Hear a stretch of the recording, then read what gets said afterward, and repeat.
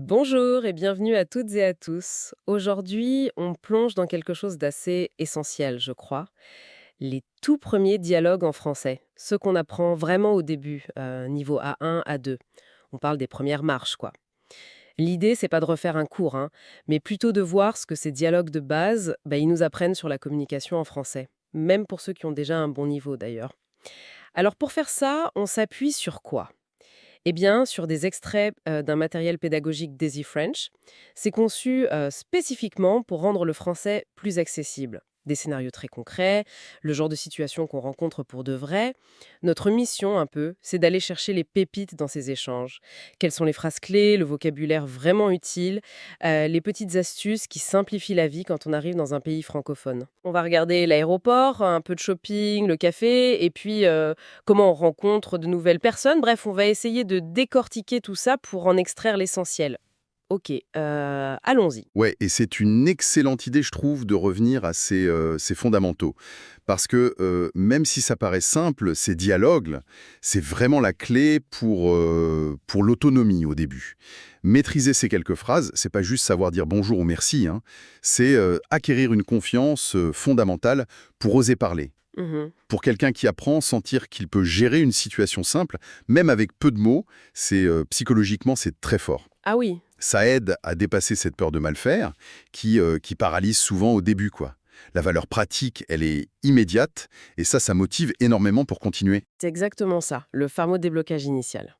Alors, commençons par un grand classique, souvent la première épreuve, on va dire, hein, l'aéroport. On a notre exemple, Anna, une voyageuse débutante, qui arrive au comptoir d'enregistrement. Et elle dit: Bonjour, je voudrais enregistrer mes bagages, s'il vous plaît. Simple, direct, poli. Très poli, oui. L'agent répond, il demande le passeport, bon, ça c'est classique. Anna enchaîne avec une info importante. Mon vol est pour Paris à 14 heures. Et puis la question essentielle. Où est la porte d'embarquement? L'échange se termine avec merci beaucoup et bon voyage. Ce qui frappe tout de suite, c'est ce mélange constant entre le besoin d'infos pratiques et la politesse. Effectivement. Et ces formules, s'il vous plaît, merci beaucoup, c'est pas juste pour faire joli, hein. En français, ça structure vraiment la conversation. C'est attendu. Si on les oublie, ça peut même être vu comme un peu sec, voire impoli. Ah oui, c'est vrai. Bien plus qu'une simple faute de grammaire. C'est intéressant de voir que dès les niveaux A1, A2, on insiste là-dessus. D'un point de vue linguistique, on note quoi? L'utilisation quasi systématique du présent de l'indicatif. Oui. Pourquoi? Parce que c'est le temps de l'action immédiate, de la description. Et puis, c'est plus simple à apprendre au début. Ça couvre l'action en cours, l'habitude, parfois même un futur très proche. C'est vraiment un temps très rentable pour ces situations pratiques. Hmm. Dans un aéroport où on peut être un peu stressé, savoir dire «je voudrais» plutôt que juste enregistrer mes bagages. Et comprendre la réponse porte 12 tout droit, ça change tout. Oui, ça détend, j'imagine. Exactement. Et côté vocabulaire, les mots-clés sont là. Enregistrer, passeport, vol, porte d'embarquement et bon voyage, bien sûr, la petite touche finale. C'est vrai que le je voudrais, ce conditionnel de politesse, même si on l'apprend comme une formule toute faite au début, ça adoucit tout de suite, hein. C'est malin comme astuce culturelle intégrée. Tout à fait. Bon, une fois qu'on a passé l'aéroport, autre situation fréquente, le shopping. On suit Tom cette fois dans un magasin de vêtements. Il cherche une veste. Il commence par Bonjour, je cherche une veste, s'il vous plaît. Encore cette politesse, directe. Toujours. On montre quelque chose, propose, vous voulez l'essayer? Question fatidique, combien ça coûte? Et la réponse, c'est 50 euros. Tom se décide, je la prends. Et on termine sur le paiement, carte ou espèce. On voit bien l'enchaînement logique là. Besoin, taille, essai, prix, décision, paiement. Très pragmatique. Tout à fait.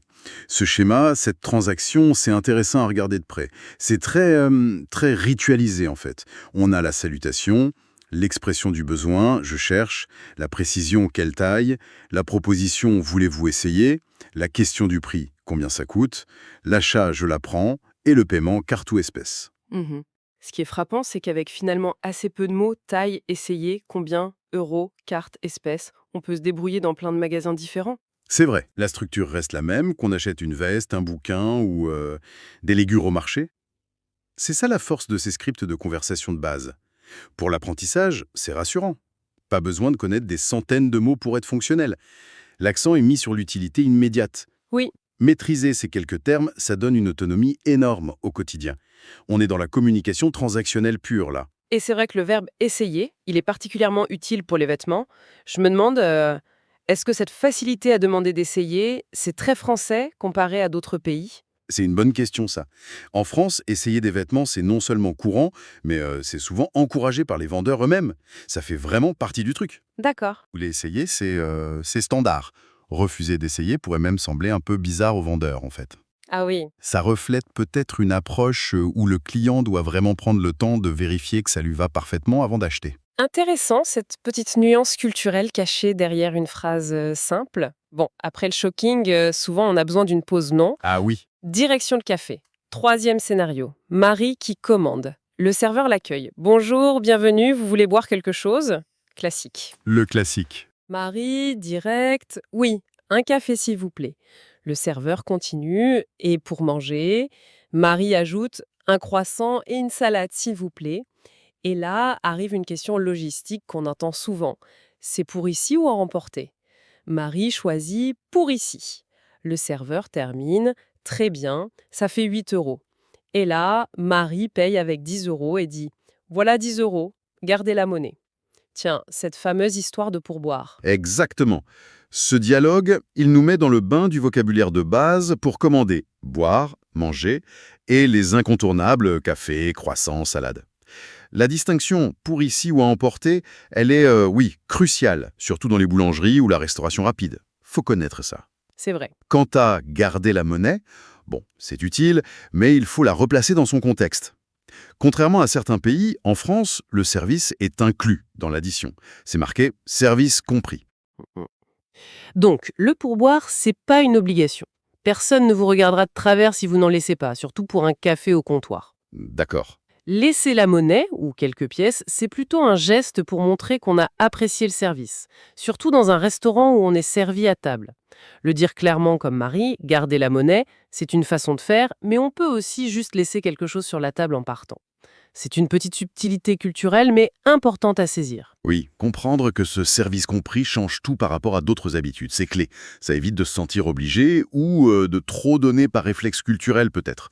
Mais alors comment on fait quand on débute pour naviguer ça sans avoir l'air perdu ou même un peu radin si on laisse rien? C'est délicat, c'est vrai.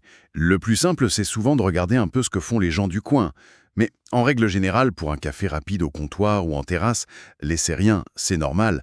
Pour un repas au restaurant, si c'était bien, laissez 1 ou 2 euros par personne, ou genre 5% de la note, c'est bien vu, mais ça reste optionnel. D'accord. Le garder la monnaie de Marie, c'est parfait si la monnaie à rendre est juste de cet ordre, 1 ou 2 euros sur les 10. Si c'est plus, on récupère la monnaie et on laisse ce qu'on veut après. L'essentiel, c'est de comprendre que ce n'est pas une attente forte comme ailleurs. Ne rien laisser, c'est pas forcément mal vu. Très clair. Ça démystifie un peu ce moment du paiement, qui peut être stressant. Bon, on a voyagé, fait des achats, mangé. Reste peut-être le plus important, créer du lien. Comment on fait pour aborder quelqu'un? Dernier scénario. Lucas, qui apprend le français, rencontre Sophie, une Française. Lucas se lance.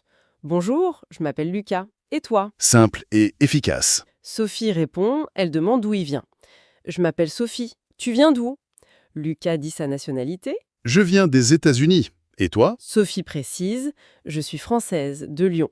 Puis vient le petit compliment qui fait toujours du bien. Tu parles bien français. Lucas modeste, merci, mais je suis débutant. La réponse classique. Quoi? J'aime lire et voyager. Moi aussi. Ah, le moi aussi, ça crée un pont direct. Et ça se termine sur une ouverture. On peut parler encore? Oui, bien sûr. Voici mon numéro. Super, merci, à bientôt. Ce dialogue-là, il est fondamental parce qu'il montre comment démarrer une conversation qui va au-delà de la simple transaction. Les bases sont là, se présenter, je m'appelle, demander et dire d'où on vient, tu viens d'où, je viens d'eux, je suis plus nationalité ou ville. C'est le kit de démarrage social, quoi. La question « tu aimes faire quoi ?» avec la réponse « j'aime », c'est une super façon de dépasser les faits pour chercher des points communs. Simple, mais efficace. Le compliment « tu parles bien français », c'est intéressant aussi, même si bon, c'est parfois une formule un peu automatique chez les francophones. Oui, on l'entend souvent. Ça a un impact psychologique énorme sur celui qui apprend, débutant. Ça valide l'effort, ça encourage. Et la réponse modeste de Lucas est aussi très très typique culturellement. Ce dialogue montre qu'avec des phrases très simples, on peut non seulement échanger des infos, mais aussi montrer de l'intérêt, trouver des points communs, moi aussi, et proposer de continuer. On peut parler encore « voici mon numéro ». Les mots-clés comme « je m'appelle »,« viens d'où »,« débutant »,« aime faire » et le très courant « à bientôt » sont des outils puissants pour créer du lien. C'est vrai que le moi aussi, c'est un peu magique pour connecter tout de suite. Et à bientôt, c'est une jolie façon de finir sans fermer la porte, c'est vrai. Alors, si on prend un peu de hauteur par rapport à ces quatre scènes, aéroport, magasin, café, rencontre, qu'est-ce qui ressort comme fil rouge pour quelqu'un qui analyse l'apprentissage ou même la culture française à travers ces dialogues tout simples? Plusieurs choses, je pense. D'abord, l'importance énorme de la forme sociale, de la politesse ritualisée. Bonjour, s'il vous plaît, merci, au revoir, bon voyage, à bientôt.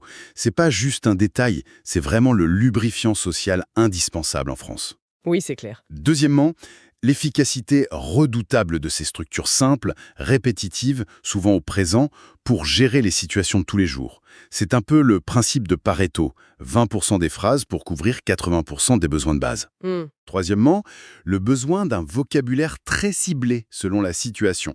On voit bien que les mots pour l'aéroport sont pas les mêmes que pour le café. Donc, l'approche par scénario, elle est très pertinente pour les débutants. Et au-delà de ça, pour l'observateur, ça montre peut-être une préférence culturelle pour des interactions assez codifiées dans les lieux publics ou pour les achats. Le script est assez clair. Ah oui, bien. Ce qui peut être rassurant d'ailleurs, pour l'apprenant une fois qu'il connaît ce script. Cette idée de script codifié, c'est pas intéressant. Ça veut dire qu'en maîtrisant ces bases, on peut naviguer assez tranquillement dans beaucoup de situations sans trop avoir peur de l'imprévu. En grande partie, oui. Ces scripts couvrent les interactions standards, les plus courantes. Bien sûr, la vraie vie amène toujours des imprévus. Un problème avec l'avion, un article qui va pas, une commande spéciale au café, une conversation qui prend un tour inattendu. Évidemment. Mais maîtriser le script de base, ça donne une fondation solide. Ça permet de gérer le normal, et ça libère de l'énergie mentale pour faire face à l'exceptionnel quand ça arrive. Savoir qu'on peut au moins commencer et finir une interaction correctement, ça réduit l'anxiété. C'est un peu comme avoir une carte d'un quartier connu. Même s'il y a des travaux ou une déviation, on sait où on est et comment retrouver son chemin. D'accord, je vois. Alors finalement, qu'est-ce qu'on retient de tout ça? Cette analyse des dialogues pour débutants, ça nous montre quoi d'essentiel? Ça nous montre que la communication fonctionnelle, pour se débrouiller, c'est accessible assez vite, avec les bons outils. La politesse comme un passe-partout culturel, des phrases courtes au présent comme structure de base, et un vocabulaire bien choisi pour chaque situation comme ingrédient clé. Mhm. Pour celui qui apprend, le message est plutôt encourageant. Pas besoin d'attendre d'être parfait pour commencer à parler, à interagir. Et pour l'analyste, ça illustre bien comment une langue et une culture créent des routines de communication spécifiques pour le quotidien. Mémoriser et pratiquer ces blocs de conversation, ces chunks, c'est pas juste apprendre par cœur, c'est intégrer des schémas de communication et des codes culturels importants. C'est construire les fondations sur lesquelles après on pourra bâtir une expression plus personnelle, plus nuancée. Bien résumé. Et l'objectif de notre discussion aujourd'hui, c'était justement ça, fournir ces clés concrètes tirées de ces dialogues pour aborder les situations réelles avec plus d'aisance, plus de confiance. Ce sont vraiment des tremplins pour oser se lancer et parler en français. Exactement. Et pour aller plus loin, peut-être, la pensée à laisser mûrir, ce serait, une fois qu'on maîtrise ces scripts de base, comment on peut commencer à y mettre un peu de soi, à sortir du prêt à parler. Ah, intéressant. Comment? Par exemple, au lieu de juste « je cherche une veste », apprendre à dire « je cherche une veste plutôt sportive » ou dans les tons bleus. Au café, au lieu d'un simple café, oser un « je prendrais bien un petit café bien serré, s'il te plaît ». Ou dans la conversation, au lieu de « j'aime lire », préciser « j'aime surtout les romans policiers scandinaves ». Oui, à ajouter des détails. Voilà. Comment enrichir ces structures simples avec des adjectifs, des adverbes, des petites précisions qui nous rendent moins génériques, plus nous-mêmes. C'est là que commence le passage de la communication juste fonctionnelle à l'expression personnelle, tout en gardant la clarté et la structure qu'on a apprises au début. C'est une invitation à continuer d'explorer, à jouer avec la langue et à se l'approprier vraiment.